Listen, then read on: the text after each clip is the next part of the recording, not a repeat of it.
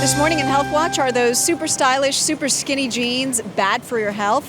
Our Dr. Jennifer Ashton is here with some important advice for fashion victims. Good morning, Jen. Good morning, Maggie. We joke, we say fashion victims, but is this a real, legitimate health concern? It actually is. It makes sense based on our anatomy and the physiology. We're talking about a nerve that runs through the groin called the femoral cutaneous nerve, and with tight things, even something like tight jeans, it can be compressed, deprive of its blood flow temporarily, and it can cause numbness down the side of the thigh and even into the buttock. So just like a garden hose, if you step on it, you can't get the water, same thing. So that will be the indication that you have a problem, a numbness? Exactly. You'll have a numbness down the side of your thigh and possibly into the buttock too. How could we make it worse?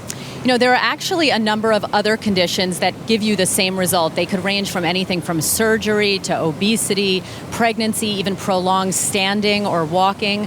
But you know, things like high heels actually are one of the fashion ways that this can get worse because the pelvis is tilted forward or back, and it actually makes the angle in your hip a lot more pronounced. So what can we do to make it better? Well, the easiest thing when you're talking about this fashion faux pas, if you will, is just to stop wearing these skinny jeans. Things like these leggings, you can get the same fashion look. Look at this. Believe it or not, but you're not going to compress the nerve in your groin. But this, because it's not as tight. Exactly. It's a lycra and very flexible fabric. This is much thicker, and it compresses that area in the groin a lot more pronounced. Are there health conditions that could make it worse? There are, and actually we see this in surgery. Sometimes when a retractor is placed in the abdomen, people can complain of this after surgery, and we see it in obesity, diabetics, people who are pregnant. But again, you don't want to be a fashion victim or a fashion patient. So if you're noticing that, probably time to change your wardrobe a little bit. All right, Jen, thank you so much, Dr. You bet. Jennifer Ashton.